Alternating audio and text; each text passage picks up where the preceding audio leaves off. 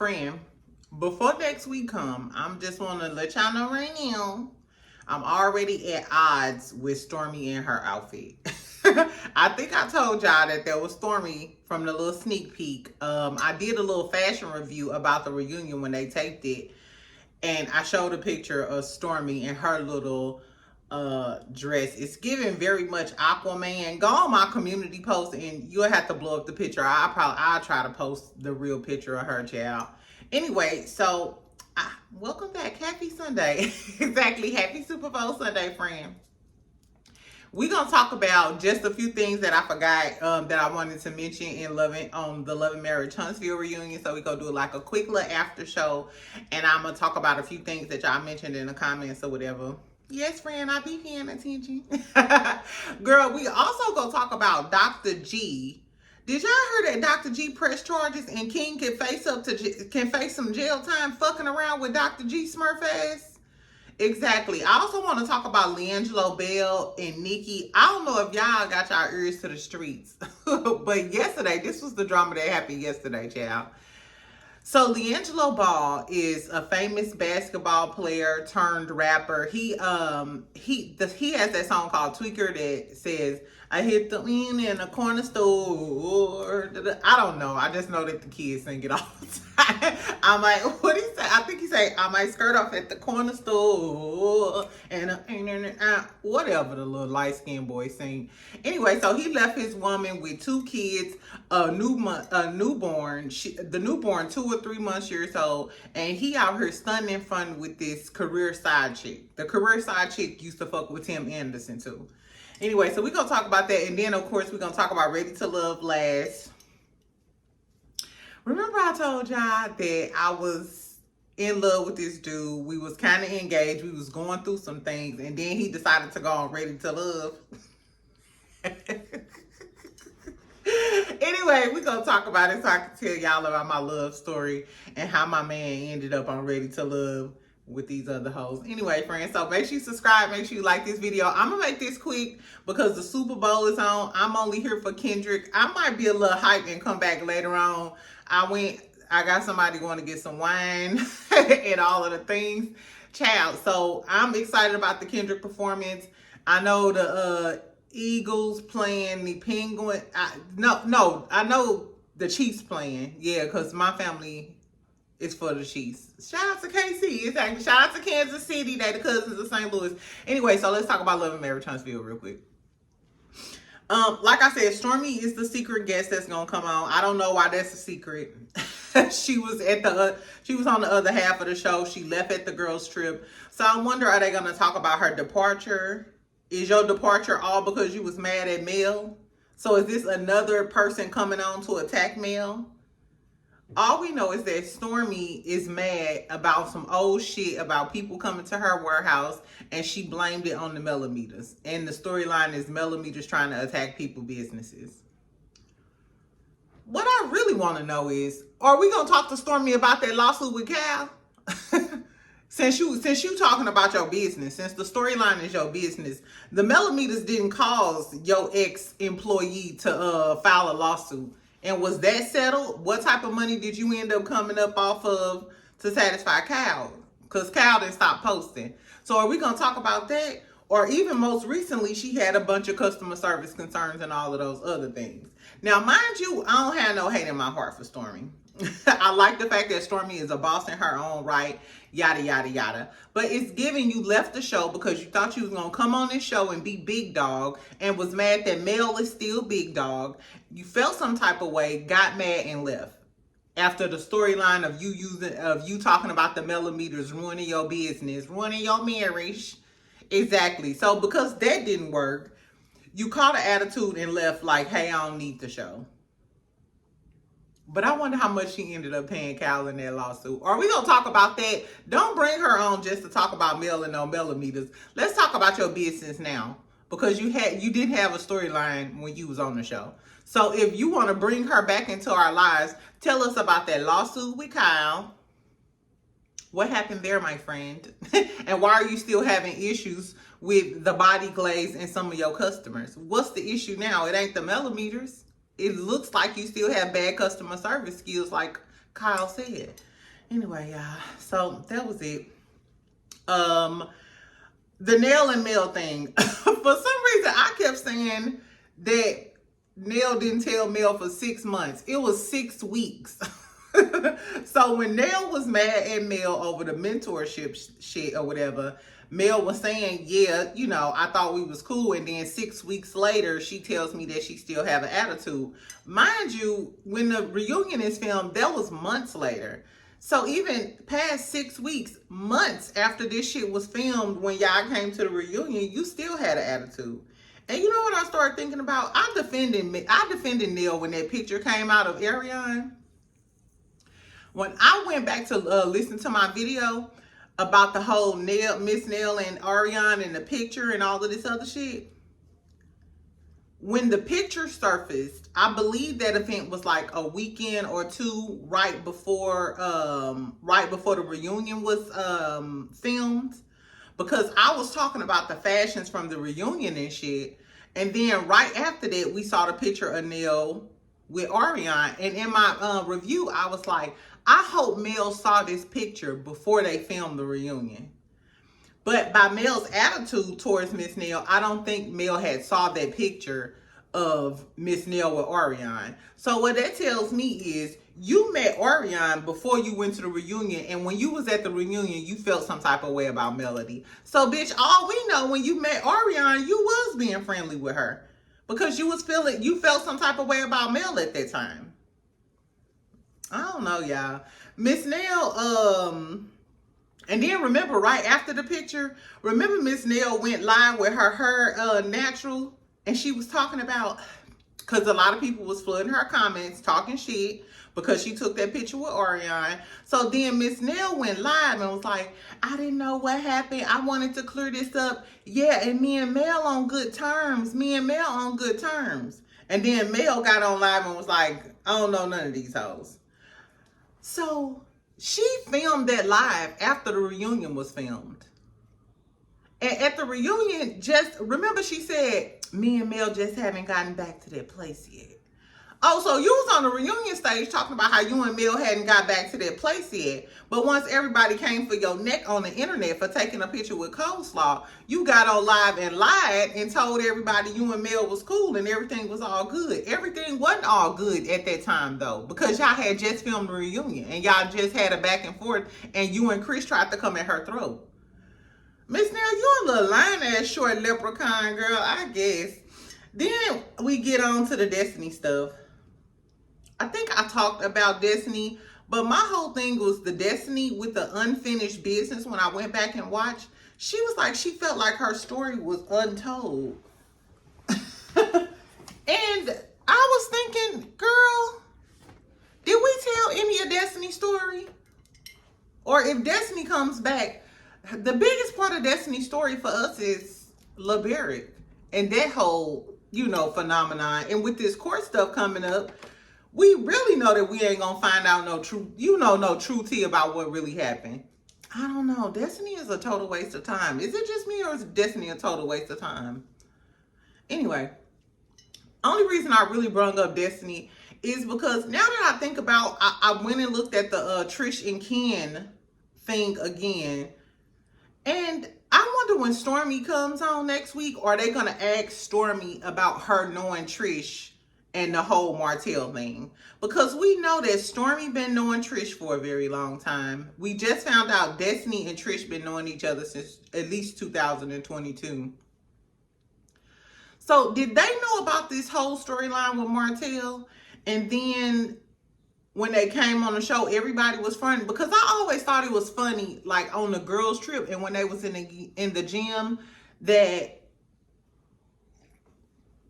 Stormy and Destiny would be the ones to front Trisha out as being a liar, and they supposed to be her friends, unless they knew about it and they you know what I'm saying, and they was just fronting for the cameras, and that's why they busted Trish out as being a liar about the whole Martel stuff.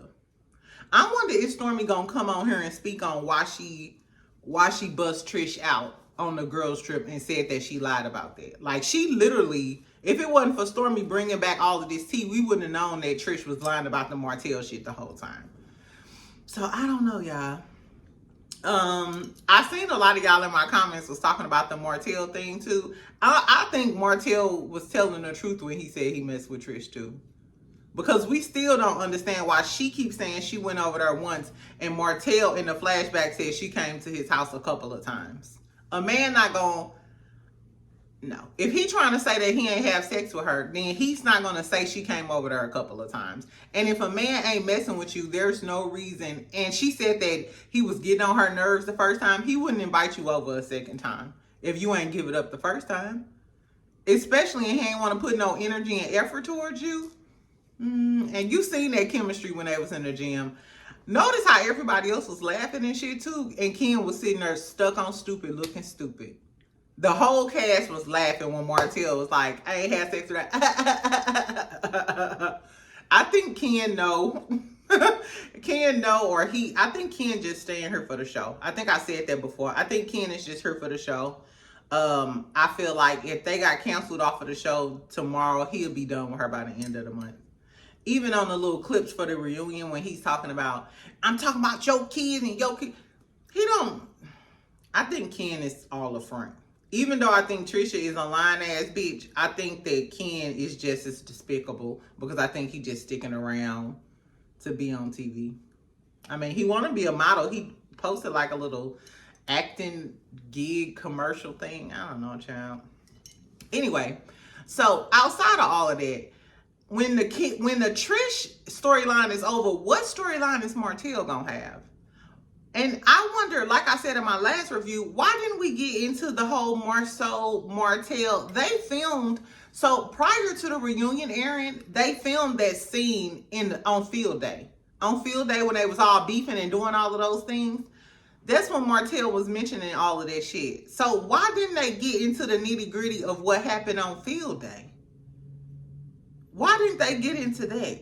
And why didn't they ask Maurice, why are you still being cool with Martel and you sitting over here next to Martel?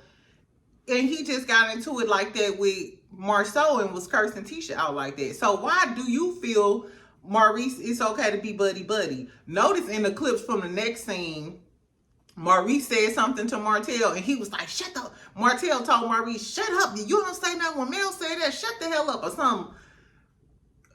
Maurice probably ain't gonna say too much either. And if he do say too much, that's probably why Martel did that interview and went ahead and threw Maurice under the bus too. Because you know Maurice gotta tread lightly because he don't want Martel telling on him too. I don't know. But after this reunion, if we ain't gonna really talk about the Martel, Tisha, and all of that other stuff, Martel has no storyline. He ain't got shit going on. He don't have a girlfriend. He not claiming coleslaw. He don't have shit to talk about. And that's the same for Tisha and Marceau. If y'all not beefing with Mel or Melody or Martel, y'all don't have shit to talk about. You're not going to talk about cheating because you don't want nobody to ruin your marriage. Apparently, they filmed some shit about construction, but they always leave that on the editing room floor. And during this reunion, Marceau and Tisha really didn't have shit to talk about. We ain't talk about them almost being separated and him not wearing his damn ring. And is that because of the past allegations of cheating? And why didn't we talk to Tisha about how she feel about Kiki passing? Where is that whole? Are we just acting like this didn't happen? Kiki was a huge part of the show. And a huge part of like Tisha and Marceau's story. So are we not going to act like one of her first cousins that she was close to and grew up with passed away after they were on this show?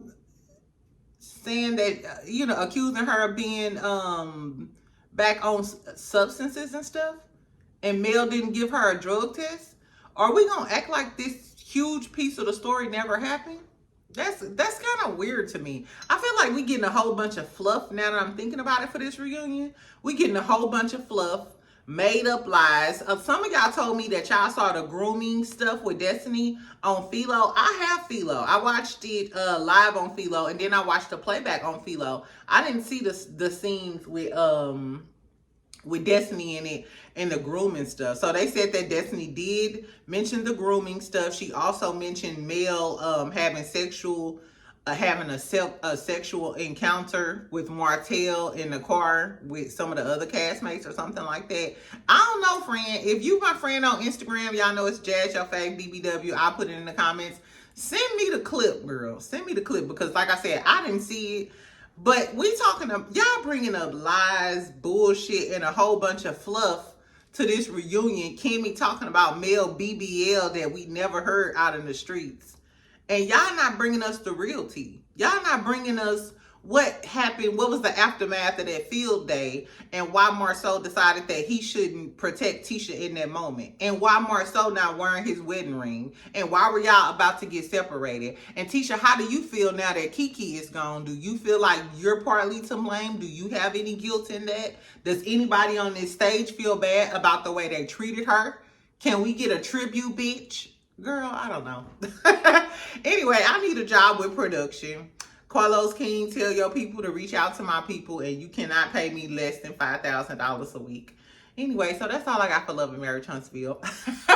Let's talk about Dr. G now real quick, girl. So I'm low-key mad that the Super Bowl coming on, and we not finna get this good old tea with Married to Medicine.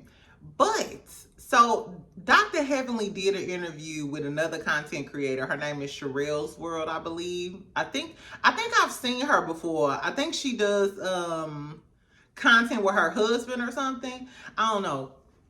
Anyway, so Dr. Heavenly was on there, girl.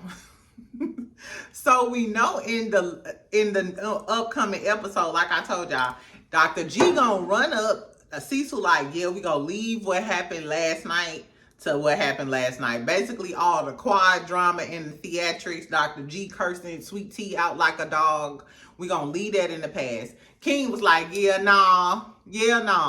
We ain't gonna leave that in the past. So Dr. G gets up off of his chair and he starts charging towards King. Like, yeah, man, what you say? And then we see King go, y'all, I cannot. I'm sorry, I keep reenacting it like that, but I cannot wait to see this scene. Cause why did you decide to get your short ass up and run up on him? I guess you thought because the cameras was around, somebody was gonna hold y'all back. But you can't unleash a Rottweiler and think that. Boy, you gonna let that Rottweiler get a hold of you? Child, I bet you he slung Dr. G every which way. So I didn't think they really got into a fight. To me, because of, just how reality TV works. So I didn't think they actually got into a fight. I assume they stopped King before he mauled Dr. G and fucked his glasses. Hold on. We probably had Dr. G like, sweet tea! Help me, baby. Hold on. So I didn't think that they let King maul Dr. G like that. However, Dr. Heavenly said, and it's crazy, she didn't even say this on her Patreon, because I'm on her Patreon or whatever. I don't remember her saying this on Patreon. But basically she said that Dr. G pressed charges, and we do get a snippet of that, and they was like, man, we heard you press charges. And he was like, why wouldn't I? And Dr. Cecil them not Dr. Cecil, and Cecil them looking like, you bitch. You could tell they like, you bitch. Not you ran up on this man. You ran up on him. And then when he was like, challenge, and was getting ready to fuck you off, you didn't ran to the police to press charges on him? What type of shit? It's giving Bell Collective. I don't know, but so apparently, I just assumed that he pressed the charges or he got this restraining order just so King couldn't film. That's what I assumed. He didn't want King to film because he didn't want King to be on the show and he get kicked off the show. Because King is young, he nice looking, he filming with the abs out, him and the men getting along. They like, hey man, they choosing him to play on the sports teams and shit. And they picking Dr. G last for kickballs. So he feels some type of way. And I also feel like he didn't want Quad. He was happy when they was trying to kick Quad out last season. So then him and Sweet Tea can step up and Sweet Tea can live out her dreams as being famous. But now Quad got her fine man and Quad back in her spot doing what she gonna do. Sidebar, so Sweet Tea did an interview And she was talking about Dr. Heavenly in an interview or whatever, which I don't know why she keep bringing up Dr. Heavenly, because at the beginning of this season, Dr. Heavenly said she was done talking about this little bitch. That's just what Dr. Heavenly said. She said she was done talking about Sweet Tea motherfucking ass. So it seems like in all of these interviews, Sweet Tea keeps bringing up Heavenly and Quad. And that's why Quad and them keep responding to her. That fight, I thought they was done with the fight. Why do you keep bringing it up in all of your interviews? Of course, they asking you about it, but you could keep it cute. But Sweet Tea is not keeping it cute. Like, so that's my only thing. I feel like Sweet Tea, even if they started out bullying her or little loking her or whatever, I feel like she keep edging it on. Like, you keep, I don't know. Her glam was cute though. I think Sweet Tea getting her glam together. That's something nice I can say. Anyway, girl, so she said Dr. Heavenly, she said, I think Dr. Heavenly is pressed. Hold on. She said she thinks she acting out because she sees a star.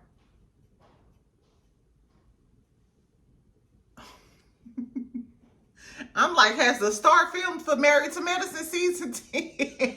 Because I never met her. I don't know her. I've never seen her a day in my life. I was like, okay, Sweet Tea. Sweet Tea done got a few curls in, a few barrel curls in her hair, girl, and threw on some matte foundation. I guess Sweet Tea. So Sweet Tea said the reason why Dr. Heavenly and all of y'all geriatric hoes got an attitude is because she a star and y'all see the star, and that's why y'all hoes mad. I don't know. Do y'all think Sweet Tea gives star quality? I don't know. I do feel like Sweet Tea got some shade in her.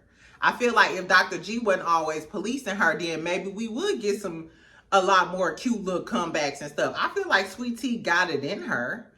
But with Dr. G, I don't know. And then you an easy read because you let your man talk crazy to you and you literally went after him, offering up your womb, talking about you can have his babies. Like you led off with your ovaries.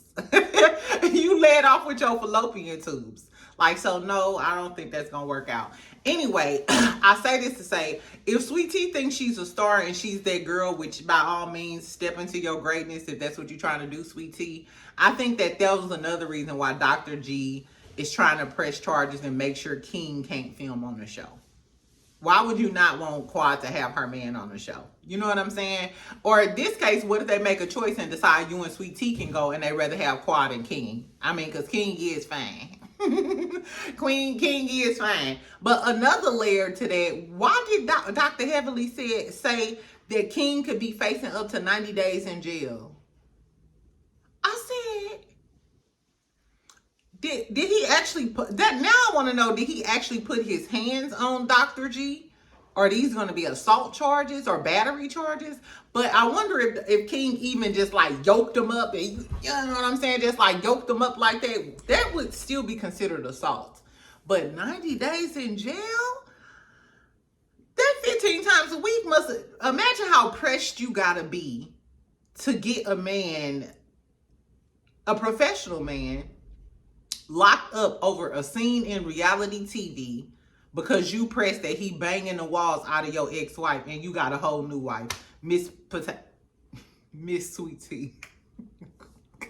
Anyway, child, tell me what y'all think about Dr. G scary ass running up on King, end up pressing charges like a Karen, trying to make sure he can't film on the show with Quad and maybe facing jail time, all because you ran up on that man. People is crazy. People crazy as hell. Anyway, child, let's talk about Ready to Love real quick. Exactly. Tell me if y'all go watch Ready to Love this season, because y'all know me, I'll fall off and I'll just stop talking about it. But I'm going to watch it the whole season. The last season was so trash with them men that I just stopped watching. I couldn't do it. It was too trash. But this season looked like it might be good. So they in Philly. I'm just going to run down the characters. A lot didn't happen this episode because I know it's like the first episode. And basically, we got the first 10 people this episode. And then next episode, we're going to get the other 10 people. So I'm just going to run down the people in the cast. And like, I'll tell y'all what happened, but it wasn't a lot that happened. So first we got Naeem. Naeem looks mixed.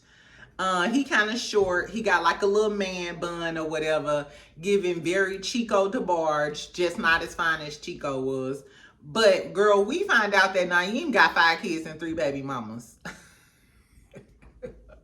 Girl, you might as well just stamp this nigga with a food stamp. No. As soon as that man said he had 5 kids and 3 baby mamas, I would have been like, you have a great day. I think he said he owns a gym though, or I think like a gym and kind of like a nutrition store or something. I don't know. Is a man with 5 kids and 3 baby mamas a deal breaker for y'all? I think he only told one girl. I think he just told Kierna that because everybody was after her. But I'm sorry. I apologize.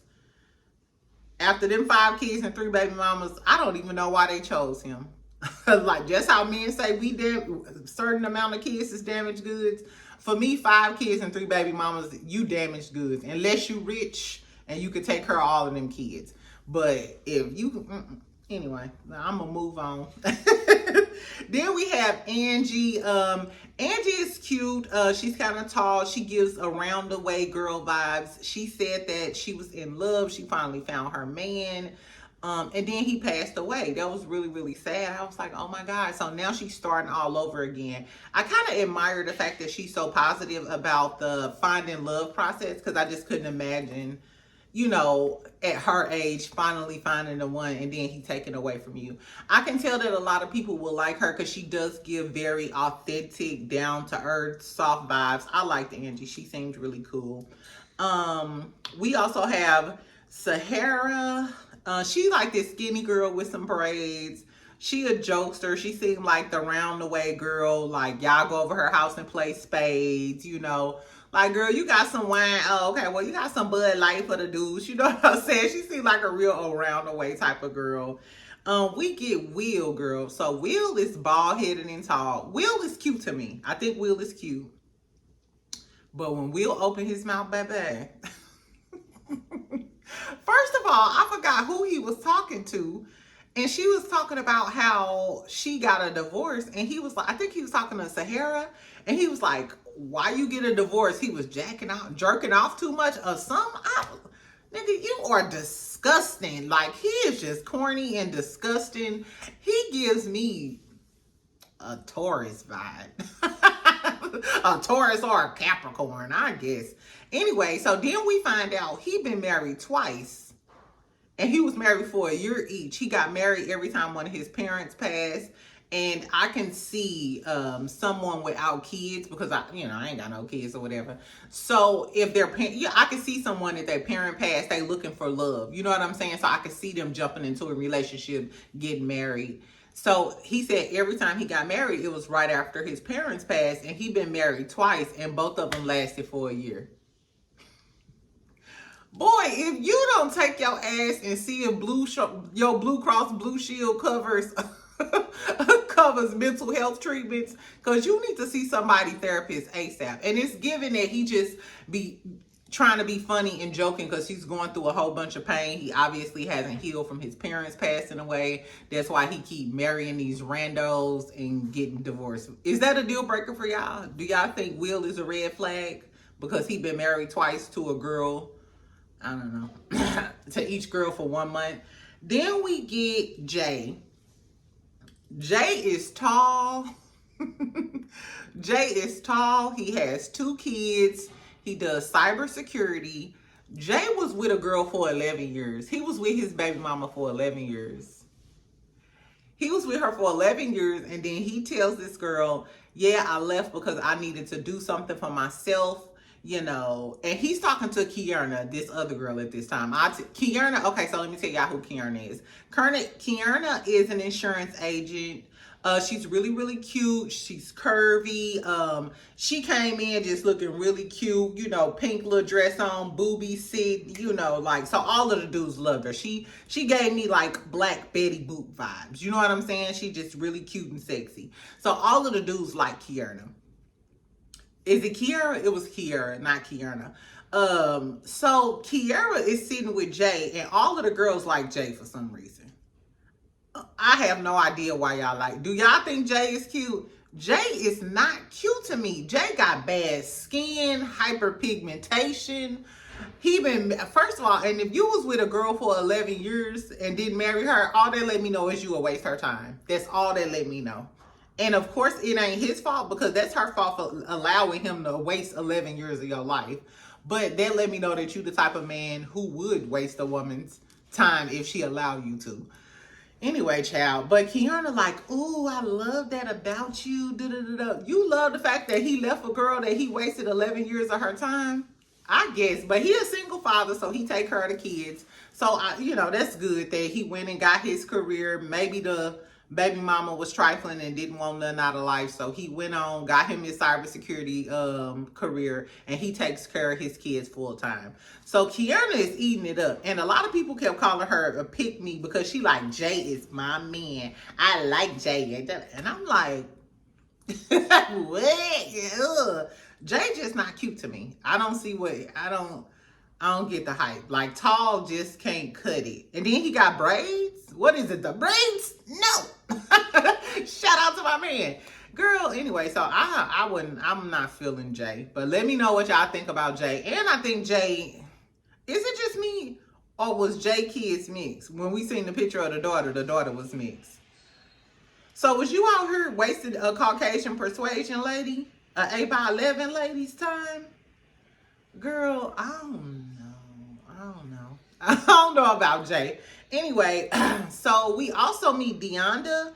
Deonda is a firefighter. She's pretty dope. She's chocolate, platinum blonde, shortcut. Have y'all been watching Harlem? Deonda looked just like the lesbian lady from Harlem. I forgot her name, but she went, is it Kay or Tay? I don't know, but she my favorite girly on Harlem. Outside of Megan Good, which I don't even really care for Megan Good on Harlem. But don't she look just like her? Exactly. Anyway, so she a firefighter. She seems really soft. I think a lot of dudes like her because they're fascinated by the fact that she's a firefighter and she's pretty, like I said. I feel like I get that often too when men find out I work in construction. They initially like, oh, you a woman, you work in construction. Oh, you must do safety. Anyway, so a lot of guys like Deonda or whatever. Then we have True. True is professional. She a stick in the mud. She gives very much Judge Judy vibes. She had on like an old curtain set, two-piece skirt suit. I ain't know what the fuck True had on. Then it's this other dude. I forgot the other dude name with the little twisty braid things or whatever. He's tall too in chocolate. He was kind of quiet. I really liked him. I thought Deonda and him would make a good match. Because Deonda is a firefighter. The firefighter likes him. She also likes Jay, which she could do so much better than Jay. Like, you look so, you could do so much better than Jay. And she also like my man. She also like my man. So the last man, the finest child, his name Eddie. Not to be confused with Happy Eddie, Wendy Osefo's husband from Real Housewives of Potomac. This Eddie, baby, when I tell you Eddie is fine as hell, Eddie fine as hell. Eddie fine. He like Apollo fine, but he finer than Apollo because Apollo kind of short. Girl, Eddie is tall, got a few soft curls. It's giving Rick Fox. Rick Fox. Y'all don't know where that's from. Rick Fox. Anyway, y'all, I'm dating Rick Fox. Anyway, so Eddie is fine, child. Eddie talking about how he cook. He also do construction. I was like, you don't say. You do construction too? Y'all, I need to apply for Ready to Love, and they need to bring Eddie back. Now, you know my nosy tail self. I done went and searched the highways and the byways looking for the cast information so I can, do a little research and get on their Instagram and, see what the tea is. So give me another week, friend, and I'll find out everything I need to know about my man, Eddie. Anyway, so him and Deonda, Eddie like Deonda, and Deonda kind of like Eddie too. I don't know though, with Eddie, because he's so fire and fine. Eddie, what you got going on? You know what I'm saying? Like, what you got going on? What if, I don't know. I don't know, y'all. Hopefully Eddie is a good guy, child. We just gonna wish up on the star. But fine ass Eddie is there. Deonda like Eddie. Kiara. All the girlies like Eddie because Eddie fine. Flat out. Like, that's kind of undeniable. I don't know what they see in Jay. And Jay seemed like he full of shit. He gets into it with True because True was kind of asking him questions and shit. And you could tell he got frustrated because he was talking about he been like playing and stuff. Like, you been wasting bitches' time, basically. That's what I get from him. But everybody was kind of on True and saying True was like asking too many questions and stuff. And I was like, people say I ask a lot of questions. Not even just men, but I'm just an inquisitive girly. Like, I'm the girl who be up at 8 o'clock in the morning. Hey, girl, did you get the email? Did you read so-and-so? You know what I'm saying? I'm that person. So I was like, ooh, okay, maybe I can learn something. You know, maybe, you know, you shouldn't ask me in a lot of questions. But I like, you know, like I said, I'm inquisitive like that. Anyway, we also seen Camille and Cornelius. They came on there. They had like a little wedding ceremony. Then we had like a bunch of mingling. Everybody was like breaking off, getting to know each other. It was really, really cute. Deonda, is it Deonda? Yeah, Deonda had the firefighter. The firefighter had a real good connection with my man, Rick Fox. She better calm down. I might slap her on top of that little blonde bald head. Anyway. Then, girl, Jay was talking to, was it Kiara or Deonda? He was like, yeah, people say I look like Omar Epps. Who? Who the fuck said that? So we can at them right now. Who the fuck said that he looked like Omar Epps? No, Omar Epps. Nope. Exactly. No. Girl, Omar Epps, I apologize that they down here on playing with your likeness and all the hard work that you done put out into this universe to say a nigga like Jay look like you. I guess, child. Anyway, so then they had to put up the two people that they didn't like. They said Will because Will was a weirdo. He was joking too much. They also said Sierra too, because she was joking too much. I actually like Sahara. I think Sahara had a really good personality. I wonder, did they... And I don't want this to sound the wrong way, because usually they like the petite girls. On all of the Ready to Love, usually all of the petite girls get the love. But I noticed that the dudes was veering towards the curvy, because Kiara's kind of curvy. Angie's curvy. What's the other? Deonda, you could tell outside of the... I ain't like that dress that Deonda had on, but you could tell Deonda got a badass shape underneath that damn dress. So I was like, did they vote Sahara off because she's skinny and just so happened all of these dudes might like, you know, a little extra junk in their trunk or something? I was like, what's the tea with that?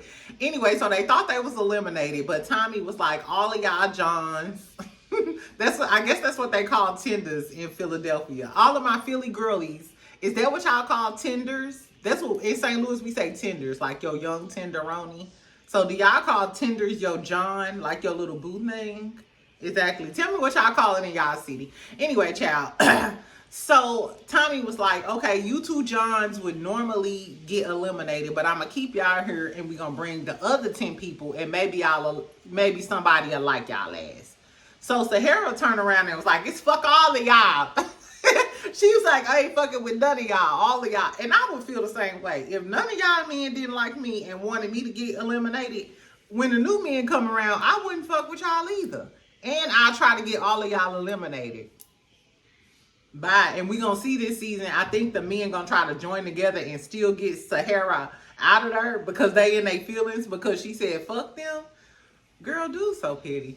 Anyway, so tell me what y'all thought about Ready to Love, the first episode. Do y'all like this cast better than y'all like last season cast? Which one of the men do y'all think that all of the women gonna want or fight over? And which one of the men are we gonna find out ain't shit? And which one of the girlies y'all think is problematic? I think True gonna be problematic because You a stick in the mud. I don't like True. I wouldn't go to a brunch with True. If I had one, if it was one girl that I would go to brunch with,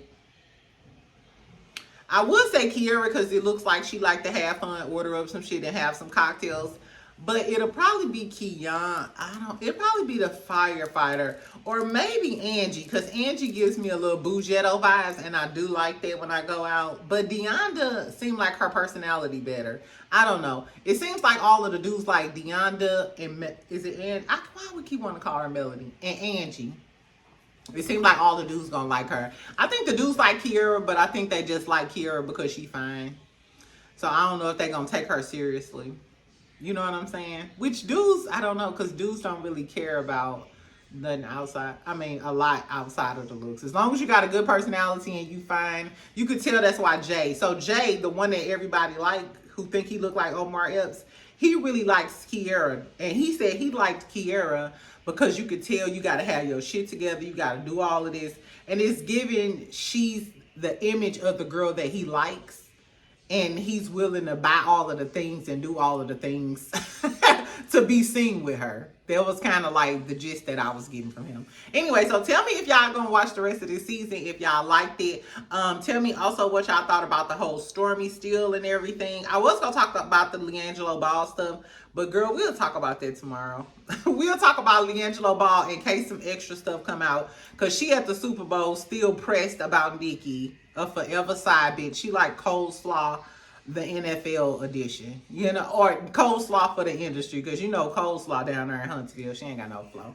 Anyway, so tell me what y'all thought about all of this. Dr. G punk ass pressing charges against King. Girl, what if this man go to jail because you a scary ass? And is Sweet Tea a star, or is she starless? Shout out to Nene, exactly. So make sure you comment, make sure you like, make sure you subscribe, friend. Y'all know I'll read all of my comments. We can snickle and giggle. We can snickle and giggle until Kendrick come on. And then drop down in the comments and tell me what y'all thought about the Super Bowl performance. We'll talk about it tomorrow. Okay, friend? Good night.